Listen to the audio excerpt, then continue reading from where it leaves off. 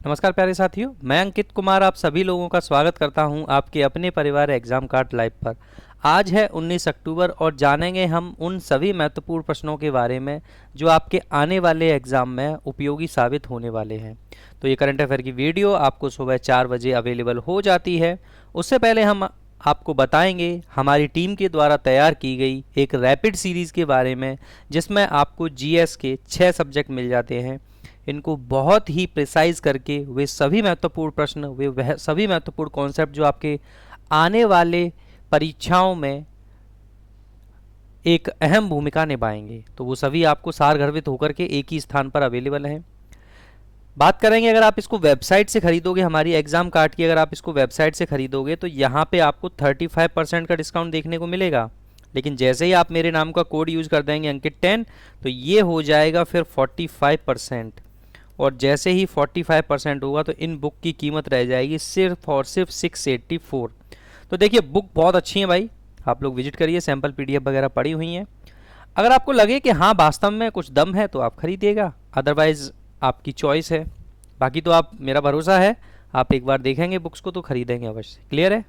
चलिए, यहाँ आपसे पूछा गया है क्वेश्चन नंबर 1 में कि who was honoured with the World Food Prize 2022, यानी विश्व खाद्य पुरस्कार 2020 से किसे सम्मानित किया गया है।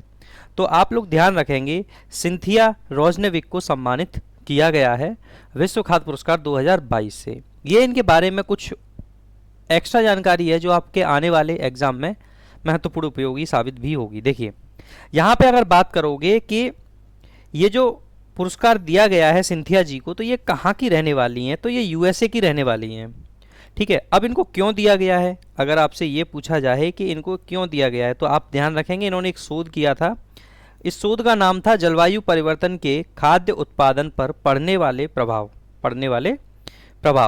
क्लियर है?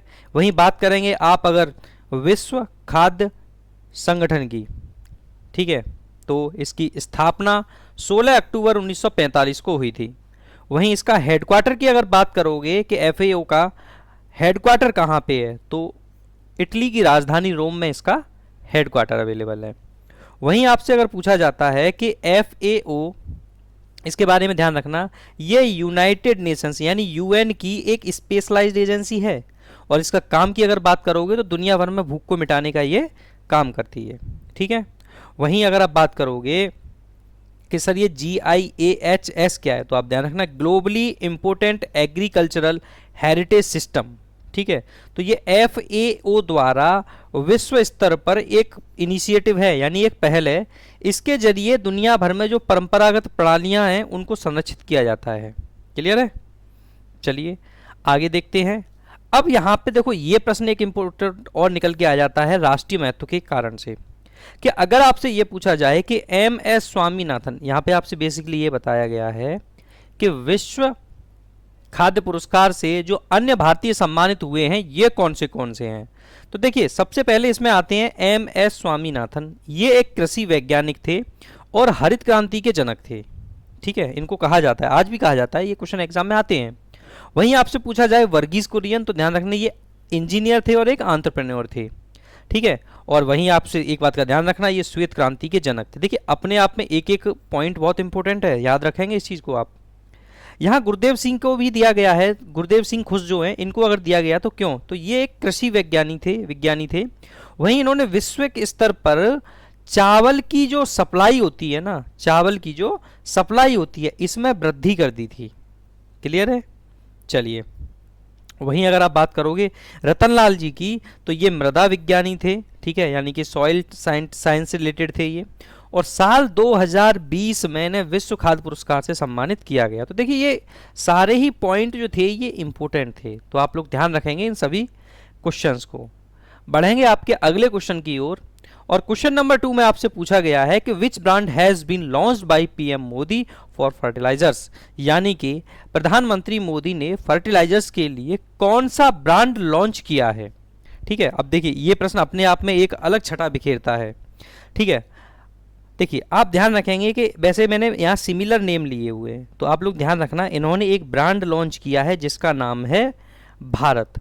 अब जानते हैं इस भारत ब्रांड के बारे में कि ये क्या चीज़ है। तो देखिए भाई, कि प्रधानमंत्री मोदी ने फर्टिलाइजर्स के लिए एक ब्रांड यानी भारत को पीएम किसान सम्मेलन के दौरान लॉन्च किया है। ये देखिए बहुत इंपॉर्टेंट पॉइंट निकल के आ गया यहाँ पे। साथ ही इन्होंने 600 पीएम किसान समृद्धि केंद्र यानी कि पीएमकेएसके तथा एक ई मैगजीन भी लॉन्च की है। वहीं बात करोगे इस ई मैगजीन जो ये लॉन्च की है कौन सी, इंडियन एज, तो इस इंडियन एज मैगजीन में है क्या, तो आप ध्यान रखना इसमें उर्वरकों से संबंधित जानकारी उपलब्ध है, और फिर वो चाहे राष्ट्रीय स्तर की हो गई चाहे वो अंतरराष्ट्रीय स्तर की हो गई, बहुत ही डिटेल में इसकी जानकारियां दी हुई हैं। बढ़ेंगे अगले पॉइंट की ओर जिसमें आपसे पूछा गया, देखिए ध्यान रखिएगा आप लोग, ये सब बहुत बहुत इंपॉर्टेंट है, मैं कहूंगा यहाँ पे, ये देखिए वेरी वेरी इंपॉर्टेंट पॉइंट है कि संघ सरकार यानी कि केंद्र सरकार ने वन नेशन वन फर्टिलाइजर के उद्देश्य से प्रधानमंत्री भारतीय जन उर्वरक परियोजना को जो है लॉन्च किया है। ठीक है, देखो इसके तहत होगा क्या, इस योजना के तहत कि जो कंपनियां होती है ना, कौन सी वाली कंपनियां, ठीक है, जो कंपनियां उर्वरक बनाती हैं तो उनको जो है सब्सिडाइज्ड उर्वरकों को ब्रांड भारत के तहत अनिवार्य कर दिया गया है। यानी कि अगर वो जो उर्वरक बेचेंगी उनको जो है ब्रांड भारत के तहत ही बेचना होगा। ठीक है, अब फिर कंपनियों को क्या फायदा होगा, तो उनको दी जाएगी बेटा सब्सिडी। यहाँ पे ये जो सब्सिडाइज्ड उर्वरक है इसका मतलब यही है, इसके लिए क्या दी जाएगी, उनको सब्सिडी दी जाएगी। ठीक है, वहीं बात करोगे इन उर्वरकों में है क्या क्या, तो आप लोग ध्यान रखना इनमें डाई अमोनियम फॉस्फेट यानी कि डीएपी, एमओपी यानी कि म्यूरेट ऑफ पोटाश, एनपीके यानी कि नाइट्रोजन फास्फोरस और पोटेशियम शामिल हैं। तो ये सभी इंपॉर्टेंट पॉइंट थे जो मैंने आपको बताए। अगला क्वेश्चन नंबर 3 में आपसे पूछा गया है कि which country has made provision for sustainable development fee on tourists. Basically यहां पे ये पूछा है कि किस देश ने पर्यटकों पर सस्टेनेबल डेवलपमेंट यानी कि सतत विकास फीस का प्रावधान किया है। तो ध्यान रखेंगे भूटान ने यह प्रावधान किया है। किसने किया है बेटा, आप लोग ध्यान रखेंगे किसने किया है, ये भूटान ने यह प्रावधान किया है। आप एक चीज का ध्यान रखेंगे कि बीते 2 सालों से भूटान ने जो है अपने देश के जो दरवाजे हैं वो पर्यटन के लिए बंद करके रखे हुए थे। क्यों रखे हुए थे, तो भाई उसका कारण था कोविड। क्या कारण था उसका, कोविड। ये बात यहाँ पे मेंशन हुई है। ठीक है, 2 वर्ष के लिए बंद रखा था। अब इसको 23 सितंबर को इन्होंने खोल दिया है। अब जब इन्होंने खोल दिया है तो साथ ही इन्होंने क्या कर दिया, एक नया यहाँ पे टूरिज्म लेवी एक्ट भूटान में सस्टेनेबल डेवलपमेंट फीस को परिभाषित किया गया है। ये जो फीस है ये लेंगे उसको परिभाषित भी किया है इन लोगों ने। ठीक है, अब आने वाले जो पर्यटक होंगे ना इनसे पर्सन पर नाइट फीस वसूली जाएगी। वहीं बात करोगे अगर भारत, बांग्लादेश और मालदीव से जो यहाँ पे पर्यटक जाएंगे तो उन्हें डेली टूरिज्म फीस जो है वो 1200 रुपये देनी होगी। कितनी देनी होगी, 1200 रुपये। लेकिन अगर कोई इंटरनेशनल से आता है तो उसको देनी पड़ेगी भाई $200। क्लियर है, चलिए बढ़ेंगे आपके अगले क्वेश्चन की ओर। क्वेश्चन से पहले एक पॉइंट और है यहाँ पे कि उद्देश्य क्या है। तो पर्यटन से होने वाले जो नकारात्मक प्रभाव हैं वो इससे कम होंगे। दूसरा, यहाँ पे सरकार द्वारा चलाए जा रहे जो सस्टेनेबल डेवलपमेंट प्रोजेक्ट हैं इनकी फंडिंग भी हो जाएगी इसी बहाने।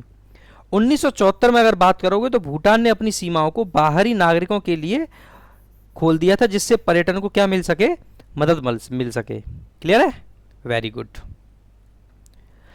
क्वेश्चन नंबर 4, इसमें आपसे पूछा गया है कि recently where was the 18th meeting of the review committee on persistent organic pollutants POPs हेल्ड। यानी कि हाल ही में दीर्घ स्थायी कार्बनिक प्रदूषकों यानी कि परसिस्टेंट ऑर्गेनिक पॉल्यूटेंट्स यानी पीओपीज पर समीक्षा समिति की 18वीं बैठक कहां पर संपन्न हुई है। अब देखो यहां पे मैं आपको समझा दूंगा कि क्या क्या आपके एग्जाम के लिए बन सकता है।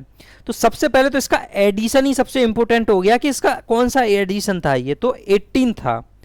अब यहां आपसे ये पूछा गया है कि ये बेसिकली ये जो पीओपी पे मीटिंग हुई तो ये हुई कहां पे, तो आप ध्यान रखेंगे ये डी ऑप्शन करेक्ट होगा। इटली की जो कैपिटल है रोम, ये यहाँ पे आयोजित हुई। जानते हैं इसके बारे में आगे हम फैक्ट्स अभी। देखिए बेसिकली क्या है कि ये जो मीटिंग हुई थी तो इसमें स्टॉक होम कन्वेंशन जो थी तो इसका जो अनुलग्नक है यानी कि एनेक्स ए के तहत जो 5 और रसायन थे उनको शामिल किया गया, जिनमें एक कीटनाशक है, एक फ्लेम बंधक है, फ्लेम मतलब कि जो आग होती है, और कुछ प्लास्टिक स्थिर करने वाले पदार्थ शामिल हैं इसमें।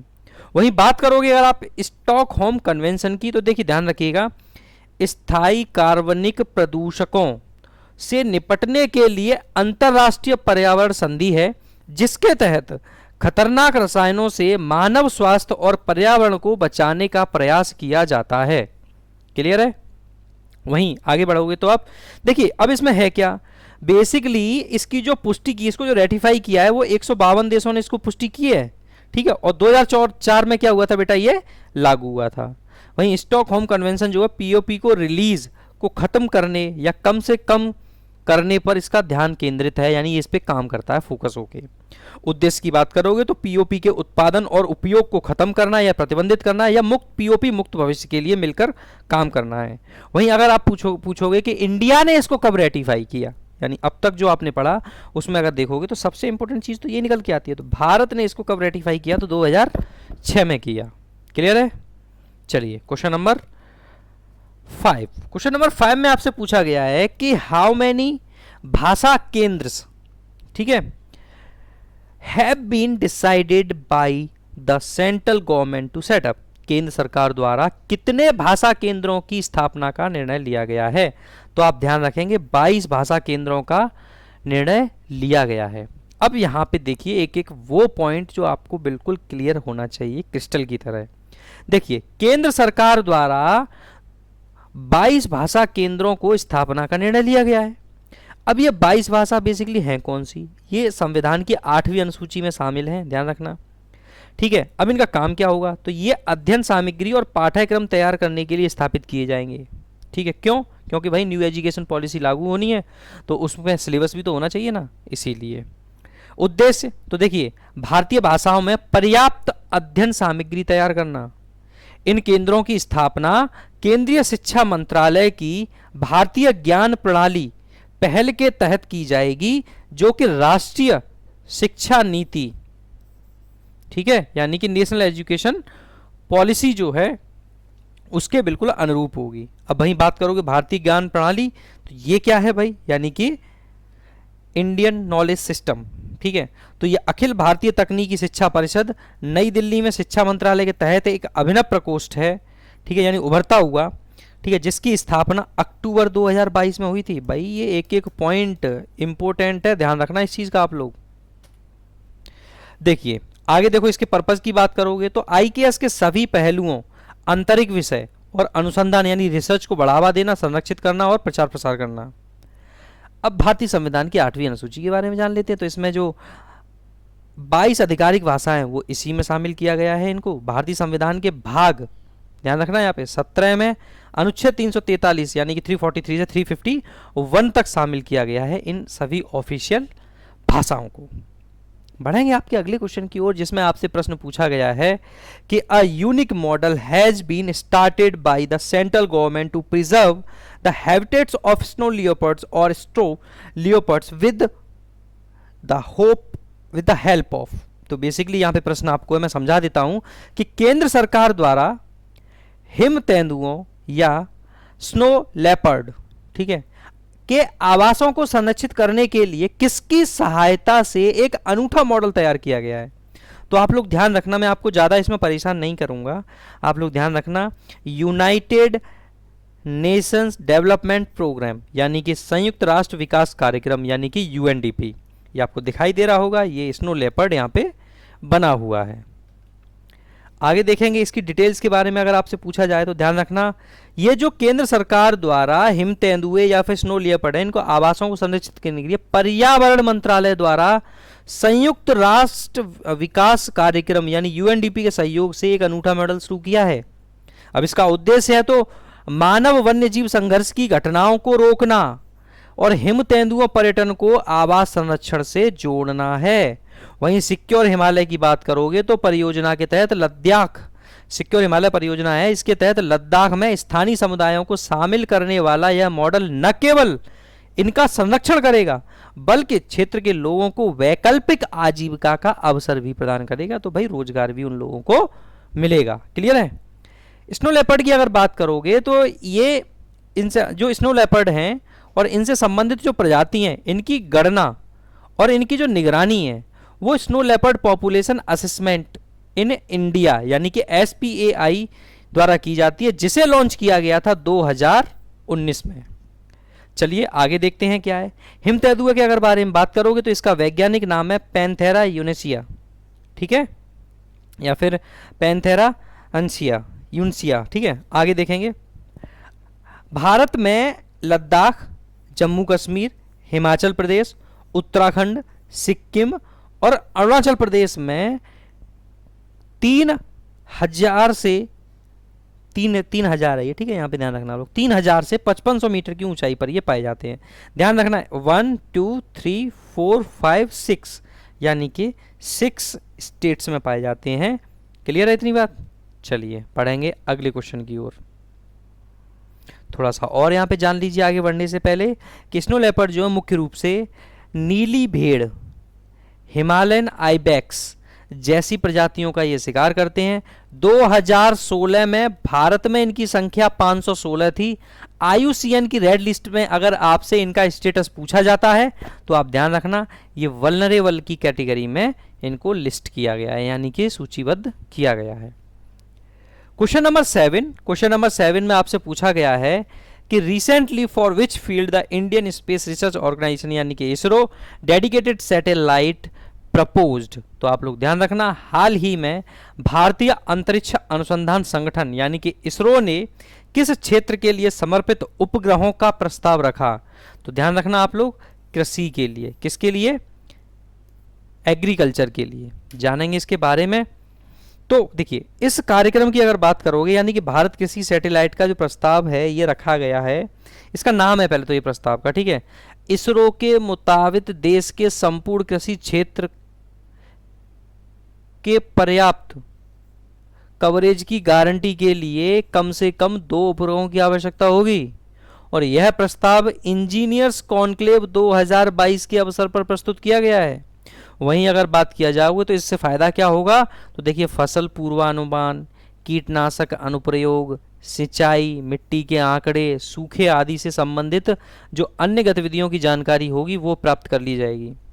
पृथ्वी की अवलोकन क्षमताओं और डेटा उपयोग में मौजूदा कमियों को दूर करने के उद्देश्य से इसरो ने एक अर्थ ऑब्जर्वेशन काउंसिल बनाने का भी सुझाव दिया है।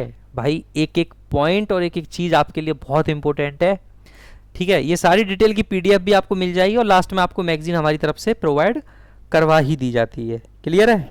चलिए बढ़ेंगे अगले क्वेश्चन की ओर जिसमें आपसे पूछा गया है कि मानसून सीजन का पहला चक्रवात दक्षिण अंडमान सागर और आसपास बन रहा है और उसके आसपास बन रहा है, ठीक है। देखो ध्यान से देखो, यहाँ पे मानसून सीजन का पहला चक्रवात दक्षिणी अंडमान सागर और उसके आसपास बन रहा है, जिसके चलते भारतीय मौसम विज्ञान विभाग ने कौन सा अलर्ट जारी किया है? रेड, येलो, ऑरेंज या फिर ग्रीन। अब देखो समझ लो यहाँ पे 4 होते हैं अलर्ट। ग्रीन मतलब कोई दिक्कत नहीं है, आप आराम से रह सकते हो। लो का मतलब होता है भाई अपडेटेड हो जाओ, सतर्क रहो। मीडियम मतलब है तैयार रहो, सतर्क हो तो अब तैयार भी रहो, कुछ भी हो सकता है। और हाई रेड होता है तो इसमें होता है टेक एक्शन, यानी कि अब भाई कुछ करो, जल्दी निकलो यहाँ से, इस क्षेत्र से, ठीक है। तो ये 4 अलर्ट होते हैं जो जारी किए जाते हैं। अब यहाँ पे कौन सा जारी किया गया, तो आप लोग ध्यान रखना येलो को जारी किया गया है। जानेंगे इसके बारे में। तो भारतीय मौसम विज्ञान विभाग ने इसके प्रभाव को देखते हुए केरल में येलो अलर्ट जारी कर दिया है। इंपोर्टेंट, कहाँ पे? केरल में। मौसम विभाग द्वारा लोगों को चक्रवात की स्थिति के बारे में सूचित करने के लिए कई प्रकार के अलर्ट जारी किए जाते हैं। येलो, लोगों को सचेत रहने के लिए निर्देश दिए जाते हैं। ऑरेंज अलर्ट में खतरे की पूरी संभावना जताई जाती है और इसे गंभीर स्थिति से के लिए जारी किया जाता है। रेड अलर्ट की बात करोगे, स्थिति खतरनाक है भाई और भारी नुकसान होने की संभावना है, जल्दी से अपना बोरिया बिस्तर पैक करो और निकल लो वहाँ से। और ग्रीन अलर्ट मतलब हो गया मौसम ठीक है, सुहाना है, आराम से एंजॉय करो। देखिए वहीं अगर आप बात करोगे चक्रवात को, तो भाई इसको अलग अलग स्थानों पे अलग अलग नाम से जाना जाता है। कैसे? अब देखिए वहीं जमैका की बात करोगे, सॉरी ये इसमें आगे लग गया, ठीक है। अमेरिका की बात करोगे तो अमेरिका में इसको हरिकेन बोलते हैं। फिलीपींस और जापान में इसको टाइफून बोलते हैं। और वहीं बात करोगे आप ऑस्ट्रेलिया में तो इसको विली विली बोलते हैं और भारत में भाई इसको चक्रवात कहते हैं, अपने प्यारे भारत में। क्वेश्चन नंबर 9 में आपसे पूछा गया है कि भारत के पहले एल्यूमिनियम फ्रेट रैक का उद्घाटन कहाँ किया गया है? भाई क्वेश्चन बड़ा सुपर है। चार बाग में नहीं किया गया है, दिल्ली रेलवे स्टेशन पे नहीं किया गया है, ये किया गया है भुवनेश्वर रेलवे स्टेशन पर। जानते हैं इसके बाद, देखो ये ध्यान रखना, ये क्या है, भारत का पहला है, ये इंपॉर्टेंट हो जाता है भाई। जानते हैं इसके बारे में, तो भुवनेश्वर रेलवे स्टेशन पर केंद्रीय रेल मंत्री अश्वनी वैष्णव ने भुवनेश्वर रेलवे स्टेशन पर भारत के पहले एल्यूमिनियम माल ढुलाई रैक का उद्घाटन किया है। वहीं बात करोगे इसमें आगे, नेक्स्ट क्वेश्चन में आपसे पूछा गया है कि हाल ही में सैन डिएगो ओपन टाइटल किसने जीता? तो आप लोग ध्यान रखना, ईगो स्विएटेक ने इसको जीता है। वहीं आपसे कुछ और देख लेते हैं यहाँ पे जो पूछी गई हैं चीज़ें। नोवाक जोकोविच ने 90वां एटीपी खिताब जीत लिया है। वहीं बात करोगे 2022 का जापान ओपन पुरुष एकल खिताब तो टेलर फ्रिट्ज ने जीत लिया है, ठीक है। और कोरियाई ओपन टेनिस पुरुष एकल खिताब की अगर बात करोगे तो योशिहितो निशिओका जापान ने जीता है। और वहीं अगर आप बात करोगे 2022 में स्विस ओपन खिताब किसने जीता है? तो कैस्पर रूड ने। 2022 का विंबलडन पुरुष एकल खिताब नोवाक जोकोविच। और चारों ग्रैंड स्लैम 80 मैच जीतने वाले पहले खिलाड़ी नोवाक जोकोविच बने हैं। सर्बिया ओपन टूर खिताब की बात करोगे तो एंड्री रूबलेव ने इस रूस से जीता है इसको, ठीक है, रूस ने जीता है। आगे बढ़ते हैं जिसमें आपको बताया जाएगा current affair day by day revision है आपके लिए, इंपॉर्टेंट वन लाइनर है, फटाफट से इनको भी हम फटाफट से देख लेते हैं। 2023 AFC एशिया कप की मेज़बानी कौन सा देश करेगा? तो भाई ध्यान रखेंगे कौन करेगा, तो कतर करेगा। क्लियर है? चलिए आगे आपसे पूछा गया है हाल ही में मेडिकल की पढ़ाई हिंदू में शुरू करने वाला भारत का पहला कौन सा राज्य? तो मध्य प्रदेश है, ठीक है भाई, ये बहुत बड़ी बात है, मेडिकल की पढ़ाई हिंदी में है ना, अब तक तो इंग्लिश में ही होती थी। हाल ही में पॉडमैन के नाम से मशहूर व्यक्ति का निधन हो गया, ये इनका नाम पूछा है बेसिकली आपसे, ठीक है, तो ध्यान रखना वो कौन थे? कलमाने कैमोगोडा। अगर आपसे पूछा जाए कि अक्टूबर 2022 में PM नरेंद्र मोदी ने कहाँ किसान सम्मेलन 2022 का उद्घाटन दिया? अभी मैंने इस पे क्वेश्चन बताया है आपसे, ठीक है, अभी इससे काफ़ी डिटेल्स हम लोगों ने डिटेल में देखी है।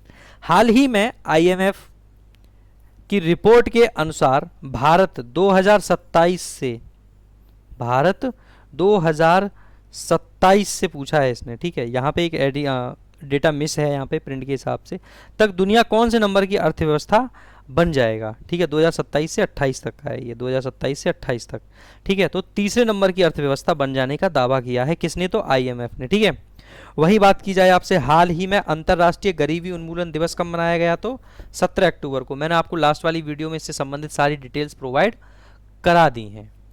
वहीं 2019 के लिए sports journalist federation of India medal SJFI medal से किसे सम्मानित किया गया है?